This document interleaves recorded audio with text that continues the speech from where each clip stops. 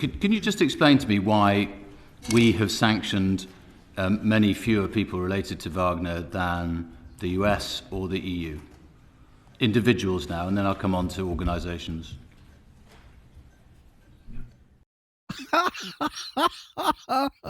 Anybody else want to help me out here? The silence is deafening. Jesus. I don't think there's a particular theme with that. No, I think clearly we take each. It's a case by case basis, but I wouldn't identify a particular theme. No, in terms of the numbers. Well, at the moment, in general, we're sanctioning about 20% of the number of people who are presently sanctioned by the United States of America in relation to large countries. Sorry? I don't know. Maybe due to them having a greater number of larger economies, maybe dealing with. I don't know. I'll not enable you to dig further into that, I think, maybe. But just at the moment, for instance, we've sanctioned 6 individuals in relation to Wagner, all, as you just referred to, over Syria rather than in relation to Ukraine, whereas the US has sanctioned 22 individuals.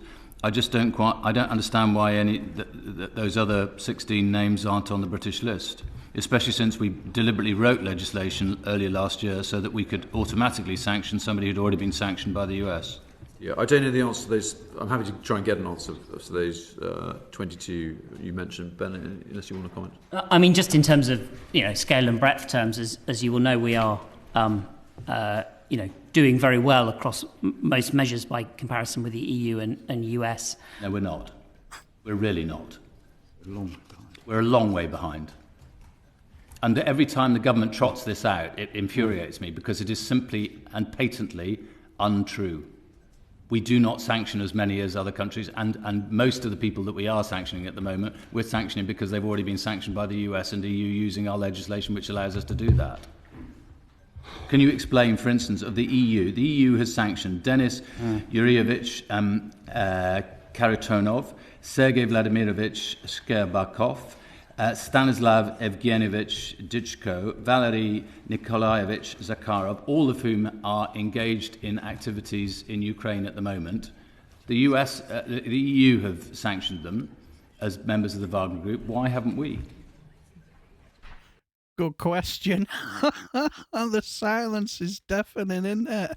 That's a conscious decision by us not to do so, because everybody else are automatically taking off the EU list. I will gladly check those specific names, and I'll happily write to you. Okay, thanks. Can I do organisations then? Because the UK has sanctioned and done asset freezes for 4 organisations since March 2022. Has the Wagner Group any assets to freeze in the UK? No, it's also, isn't it? I'm not. Oh my God. Talk about incompetent. Jesus. When you got these, you'd think you'd have these answers somewhere about, or somebody else would have the answers, wouldn't you? Aware, but that's not to say the answer is no. Shouldn't we be aware whether they have assets that are worth freezing? Because my anxiety is that if we don't know whether there are assets worth freezing, then we have no means of knowing whether our asset freezes are being successful. None significant is my understanding. How confident a view of that? I'm confident in that statement. The US You don't look it. has sanctioned 25 organisations, including some more, just a couple of weeks ago. Is there a reason, again, why we haven't sanctioned those, why we haven't imposed asset freezes on those organisations?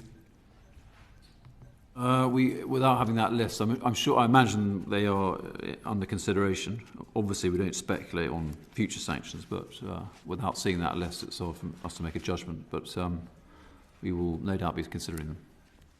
You see, I wonder whether you will. That's the nub of my question, really.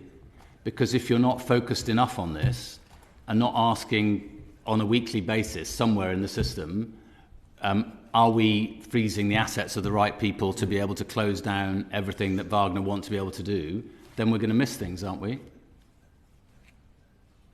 Well, we work with our allies, and if you've got a list there that you think we should be saying. I imagine that list will be considered by our sanctions team.